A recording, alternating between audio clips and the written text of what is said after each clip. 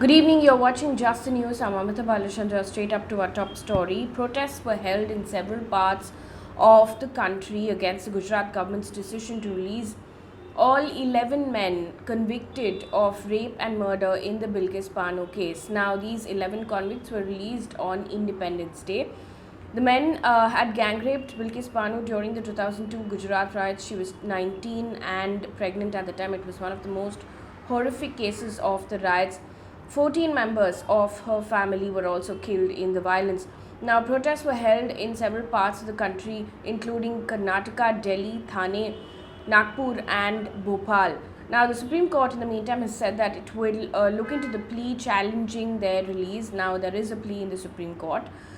In fact, there's another update that a group of 134 former civil servants have also urged the Supreme Court to rectify the Gujarat government's what they call as a horrendously wrong decision of releasing convicts. Now, in a statement post the release, Ms. Bano had urged the Gujarat government to undo this harm and give her back the right to live without fear and in peace. Also in the news, Kerala High Court has asked CBSE and state government to make prevention-oriented programs on sexual abuse mandatory in schools. Now, the court has said, and I quote, a prevention-oriented program on sexual abuse is a facet of the right to education contemplated under Article 21A of the Constitution of India, end quote. Now, the court told the CBSE and state government to form an expert panel to suggest methods to impart an age-appropriate program on preventing sexual abuse. The court also asked the committee to submit the report within 6 months. Now, the judge passed the directions while hearing the bail petition of a 23-year-old man accused of raping a 15-year-old girl. Meanwhile, Justice UU Lalit took oath as the 49th Chief Justice of India today. The new CJI has a short tenure and will hold office till November 8, 2022. He succeeds Chief Justice N.V. Ramana, who retired on Friday. Now, Justice Lalit highlighted 3 areas in which he intends to work, and these include ensuring that at least one consultation bench is functioning in the Supreme Court throughout the year, listing cases for hearing in the apex court, and mentioning urgent matters. An update on the Sonali Bhutan case right now. 2 more people have been arrested and the drugs case has been registered by Goa police in Sonali Bhutan's death case, and this is a part and in addition to the murder case filed earlier by the police and the arrest of 2 of her associates. Now, the Haryana BJP leader's associates Sudhir Sangwan and Sukhwinder Singh were arrested on Thursday and was then subsequently sent to 10 days police custody. Now, the police yesterday said that Bhogat was at the famous restaurant cum nightclub on Anjana Beach on Monday, where she was forcibly made to drink some substance mixed in water by Sangwan and Singh.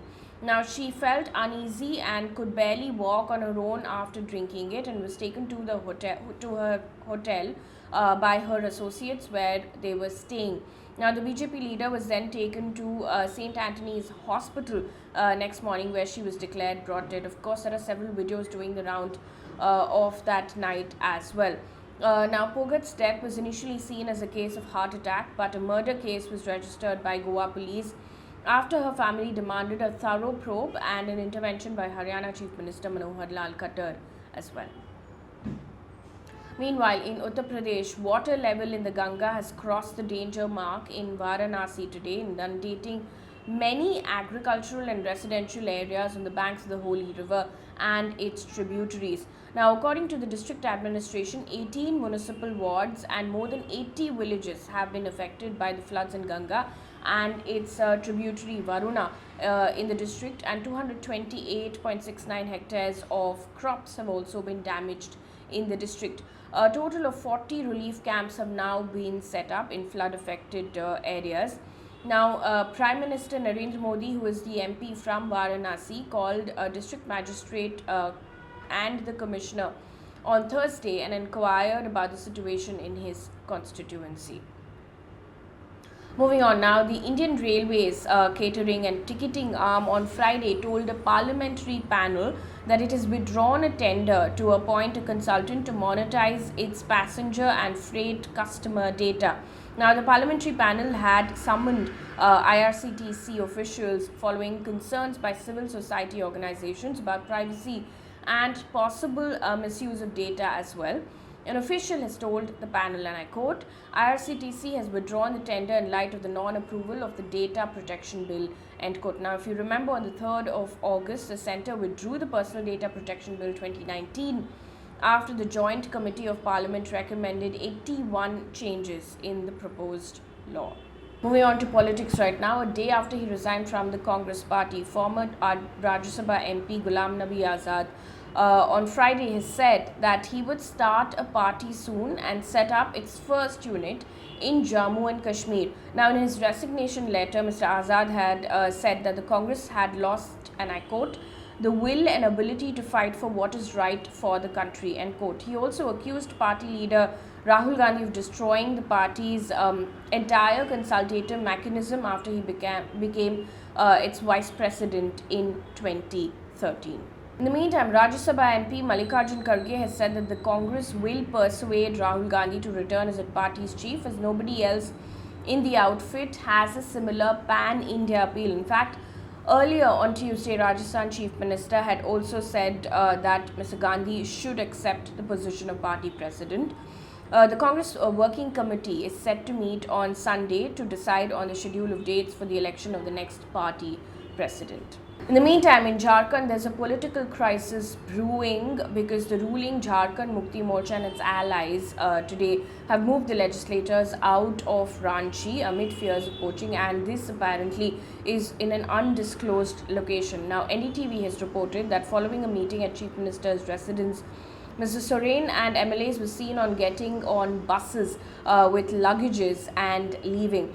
There were, of course, reports that Chief Minister Hemant Soren will be disqualified from the Jharkhand Assembly. In fact, reports on Thursday said that the Election Commission had sent its opinion to the governor on a plea seeking that Mr. Soren be disqualified as an MLA for violating electoral norms by extending a mining lease to himself. Mr. Soren had then said that he is not worried. He had said, and I quote, "It's the people who gave us a chair. Do what you can. My work for my people can never stop," end quote. Also in the news, Delhi police has denied permission for stand-up comedian Munawar Farooqi's show in central Delhi to maintain communal harmony after the Vishwa Hindu Parishad has written a letter to the city police chief, and this is according to PTI.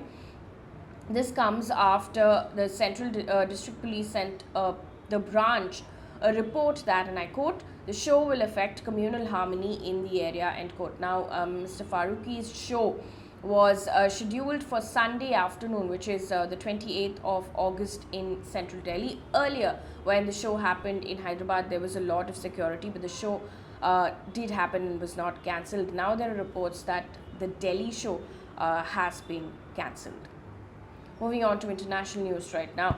Russia has blocked the adoption of a joint declaration by a UN conference on nuclear disarmament. Now, the Nuclear Non-Proliferation Treaty, which is reviewed by its 191 signatories every 5 years, aims to prevent the spread of nuclear weapons. Now, Russian representative said the draft final text, which was more than 30 pages long, lacked balance.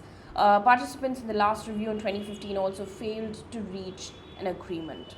On to our sports news now, and this is also our positive news for the day. FIFA has lifted the suspension that was imposed earlier on the All India Football Federation. Now, this means that the Under-17 Women's World Cup 2022 will be held in October in India as planned before. Now, the suspension was imposed by FIFA on AIFF earlier this month because what FIFA said was that there was an undue third-party influence.